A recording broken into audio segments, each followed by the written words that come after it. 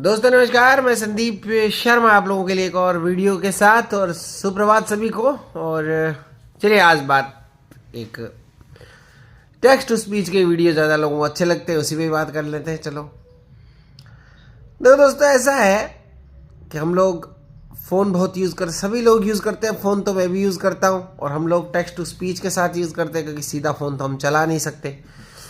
तो ऐसी स्थिति में अगर हम टेक्स्ट टू स्पीच का इस्तेमाल करते हैं तो हम कितनी स्पीड रखें टेक्स्ट टू स्पीच की।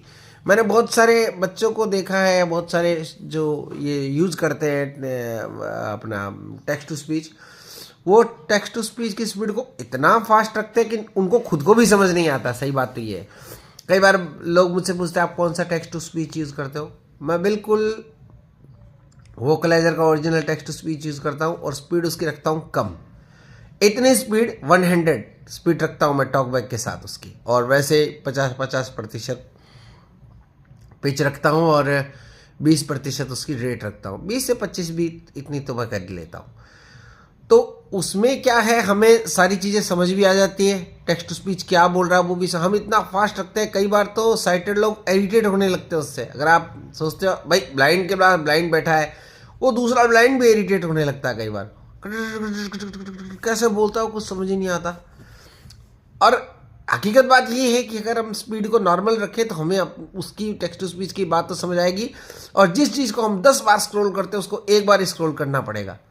तो फास्ट बोलता है, फास्ट बोलने से हमको समझ नहीं आता। कल परसों एक हमारे ग्रुप में भी कोई बंदा पूछ रहा था, इतना स्पीड उसने तेज़ कर रखा था। तो जब आप खुद को ही समझ नहीं आएगा वो 10 बार में, तो फिर हमको कैसे समझ आएगा। इसलिए टेक्स्ट टू स्पीच की स्पीड नॉर्मल रखें।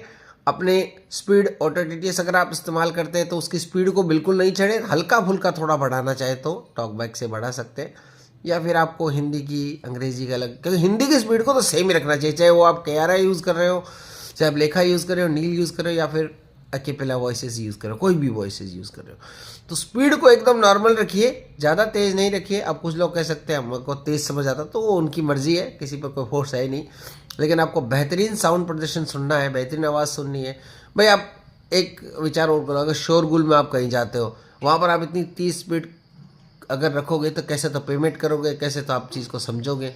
और आजकल रश कितना है, हमें सारी चीज़ें देखनी पड़ती है। और एयरफोन लगा के चले तो फिर हमें और परेशानी। तो स्पीड को एकदम इतनी रखिए कि आप समझ सकें उसको। और कहीं ऐसी जगह में बैठे हो जहाँ आप टेक्स्ट टू स्पीच की आवाज़, कई लोग फ़ोन की जो उसकी आवाज़ स्पीड को कर देते हैं, आवाज़ को करते हैं कम और टेक्स्ट टू स्पीच की स्पीड बढ़ा देते हैं। तो ये चीज़ ठीक नहीं है, आप के लिए नुकसान है क्योंकि आपको बात समझ